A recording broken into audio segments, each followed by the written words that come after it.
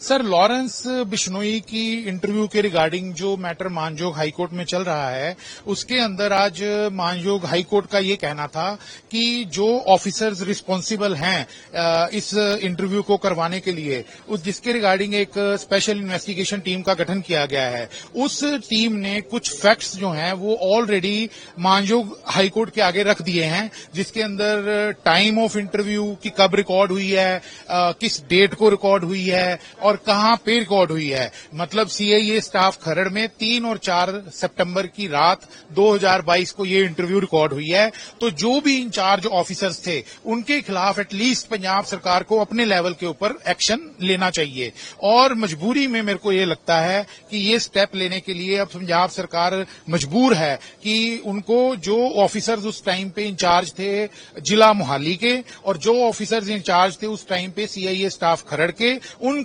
Officers के खिलाफ कार्रवाई करनी पड़ेगी। सो हमारे पास इस टाइम पे आज की डेट में 2 ऑफिसर्स के नाम हैं जो उस टाइम पे एसएसपी मोहाली थे और जो उस टाइम पे सीआईए स्टाफ खरड़ के इंचार्ज थे, जिनके खिलाफ एक्शन लेने के लिए मानजोग कोर्ट के आगे एडवोकेट जनरल पंजाब साहब ने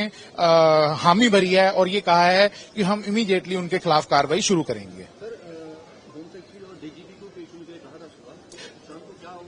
सर, होम सेक्रेटरी साहब को बेसिकली इसलिए पेश होने के लिए कहा गया था कि जो जेलों की सिक्योरिटी है उसको लेके फंड्स की कमी है और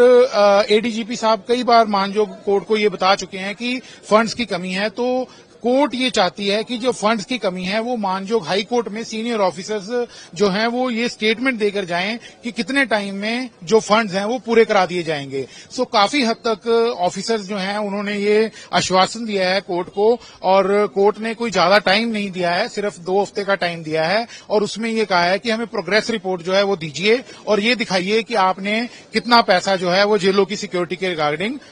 खर्च किया है। सर, डीजीपी साहब बचना चाहते थे इस चीज से कि उन्होंने एक जो प्रेस कॉन्फ्रेंस करी थी लॉरेंस बिश्नोई की फर्स्ट इंटरव्यू जब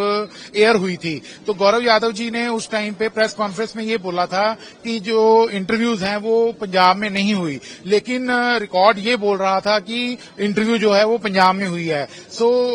मानजोग हाईकोर्ट ने उनकी दलील को स्वीकार नहीं किया और रेदर ये डायरेक्शन जो है एजी साहब के कहने पे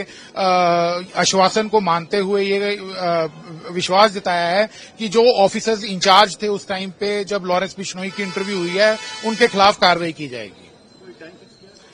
सर, टाइम तो नहीं फिक्स किया है, लेकिन 2 हफ्ते का टाइम जो है वो कोर्ट ने